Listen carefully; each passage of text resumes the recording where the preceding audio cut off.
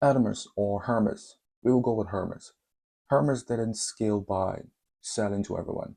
They scaled by refusing almost everyone. Let's decode the empire of scarcity. In a world addicted to scale, blitz scaling, hypergrowth, growth at all costs, Hermes plays the opposite game. They built a $200 billion plus empire by saying no more often than yes. They don't chase every customer. They don't bend to every market. Hermes has engineered an empire by mastering the oldest principle in power, which is scarcity. And here is the brilliance. It is not accidental scarcity, it is designed scarcity. And that is why Hermes today is one of the most enduring, untouchable houses in history. Most brands think scarcity is a problem. We can't keep up with demand. For Hermes, scarcity is the product.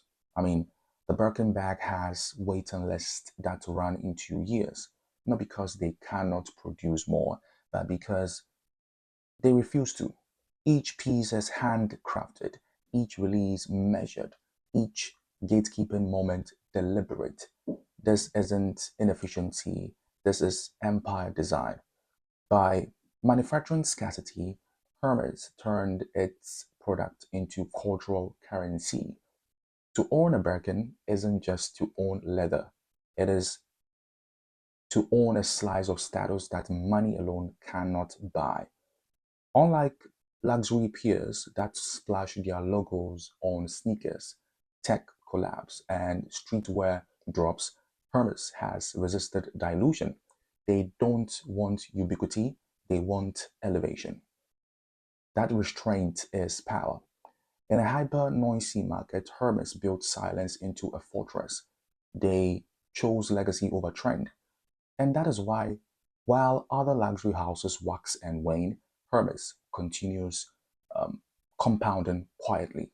Now, Hermes also plays another game, that is sovereignty of craft. They own their workshops, their artisans, their supply chains. This isn't just vertical integration, it is cultural integration. Every bag, every scarf, every saddle is born within their walls. The result, absolute control over quality, story, and legacy.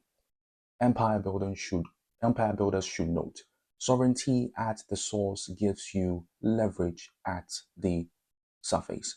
Now, here is the decoded lesson as always. Empire doesn't always scale by adding. Sometimes it scales by subtracting, by controlling access. Hermes didn't just build a brand, they built a temple. Think of it this way. Apple scaled through ecosystem, BlackRock scaled through infrastructure, Hermes scaled through exclusivity.